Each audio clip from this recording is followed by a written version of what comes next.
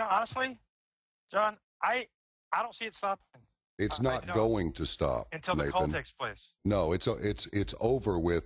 We are not going back. The question is, are you prepared to die for your country? Or here's another question. Are you being prepared to die for what was your country? A disturbing email I received a few weeks ago after I did a Hagman program and I was talking about some of these points.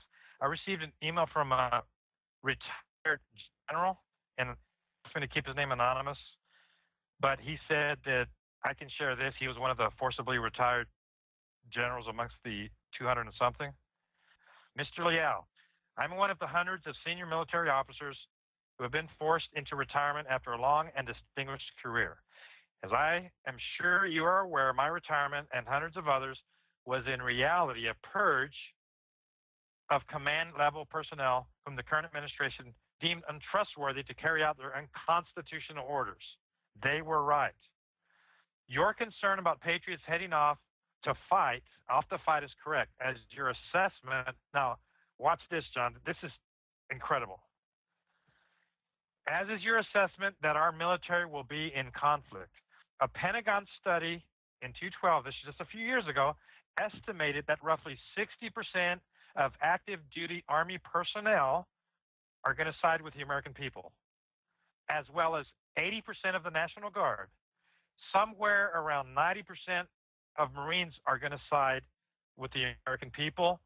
The Navy as a whole will stay out of the fight, choosing to be in the last line of defense against foreign intervention. It is widely believed, and here's the sad part, by the way, John. It's widely believed that in excess of 75% of the Air Force will side with the governments. Of course. What the study said, right? Sorry. What this study says, watch this, this is incredible, is that the coming Civil War will break down into three sides: patriots, government, and those who choose not to take a side, but will protect and defend civilians. With modern anti-aircraft systems, mobile and man-portable, air power will be all but useless. And what we will see is a ground war, city by city, street by street. Additionally, what is coming will be unlike any civil war in history. It will be very personal. The government will call the patriots terrorists. They will arrest, intern, torture, and murder suspected terrorist families. This will result in reprisals that will start a vicious cycle. So in examining these numbers, John, the way that it's going to break down, I mean, we have to imagine, and even though I have overcome cognitive dissonance and I'm awake now, I still have a respect for the military because they serve, they do a great job. I have a respect for law enforcement that are honorable, oath keepers, etc. So for those that are on our side, because we see that some will be, there's going to be a process of turmoil that every military member is going to have to go through and process to result in which side they're going to pick. They are going to have to pick a side, and at the expense of probably their career and their future and Leavenworth and charges, etc. So it comes with a high price when the military does finally side with the Americans. It's going to be something that's very noble. And at first, maybe they'll wrestle with it, and at first, maybe they will conduct some of the extractions, and after they do one or two, they're going to say, I can't do this anymore. So, ladies and gentlemen, when this thing starts going down, and when you see people in Jade Helm, Special Forces, that maybe if they're in your region that are practicing, they're not all the devil. They have some things they're going to have to work through. So my advice would be to pray for them and just hope that God would pull out the noble ones to do their destiny and to leave their proper legacy. So I have, and I'm saying this, John, because I've seen some concerned citizens walk up to National Guardsmen or enlisted people and just start getting in the face and griping them out. And that is not the proper way to do this. They're concerned for their future and their families as well. And as they wake up, they're going to have to figure some stuff out. So the best thing would be to, if it's possible, to inform them through rationale instead of just reacting. And I have to say that because not all of them are the enemy based on what I show right here. Here's my challenge to the President of the United States. You think this is so easy.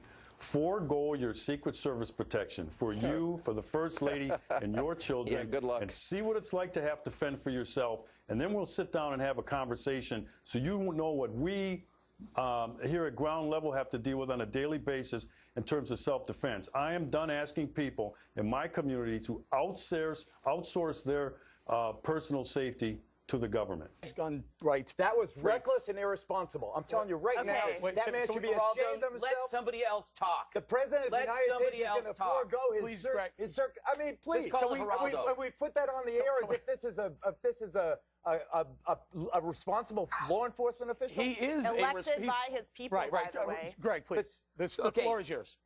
There's a lot of dishonesty going on coming specifically from Geraldo. When you look at the statistics, and you know this as well as Katie, say the Washington Post will say that they're averaging more than one mass shooting per day. What they do is the overwhelming statistics are gang shootings because they know that gang shootings will not get the headlines. So what they say, suicide. No, gang. So you're telling me there's not a lot of gang shootings? More suicide than murder. There are more gang shootings than mass shootings. And when you look at statistics, you find that there is actually no increase in mass shootings once you look at gang shootings. So you're being disingenuous. You're saying, like, all these things are happening all the time, and we don't care about dead babies. Screw you. We do care about dead babies. We do care. That's what you said. That's what you said. This is a cop who says the president, a cop who says the president should forego his Secret Service protection? Yes, but after we've been traumatized with presidents being assassinated? How dare he? The point he's making is actually brilliant. The point is brilliant. What he's saying is, if you want to live by your beliefs, then you should be prepared to sincerely live by them. The President of the United States. That means when you go to Fox News every morning, Geraldo, you don't have armed security either. I just want to get this straight. You, Geraldo Rivera, with teenage daughters, are telling me that you are okay with somebody sneaking into the country, becoming drunk, get convicted of a DUI, and staying here. You're all right with that. My nightmare is my daughters having anything to do with a drunk. Let me finish my answer.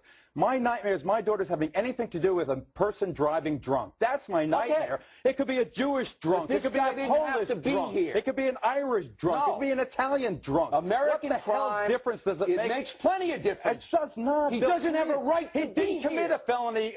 He doesn't have a right to be in this country. What? But that has nothing to do with the fact that he was a drunk. He should have been deported.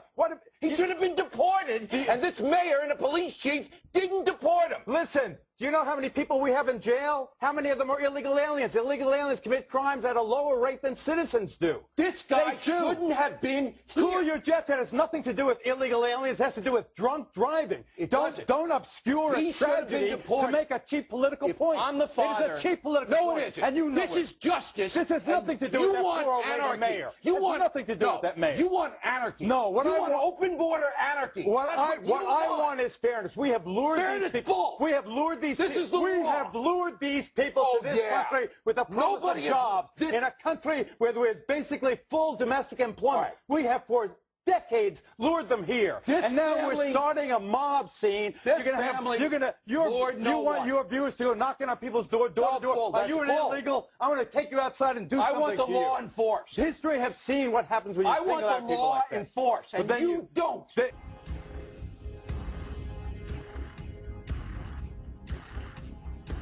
Really, whether you need it or not, it's a virtual medicine cabinet in your tap water if you live in many, many areas across the country. There's a scary new report out today. In New York City, they found a trace of a seizure drug and an anti-anxiety drug. Now, to give you sort of the big picture, how many drugs did they find in the drinking water? In Philadelphia, they found trace amounts of 56 different drugs.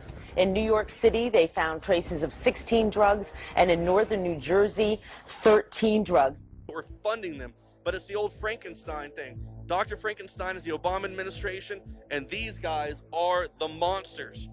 ISIS is out of control, and they are chopping people's heads off, killing Christians in record numbers. And this is something we've come out here to investigate. We want to bring awareness to the fact that these guys are operating now right at our border. Now, we've already heard reports that these guys are apparently already operating in every state. This could be the key spot where they're coming over right now. So for the next few days, we're going to be out here investigating what's going on, looking into this, and bringing you guys as much information so we can keep you up to date. Once again, I'm Joe Biggs with Infowars.com.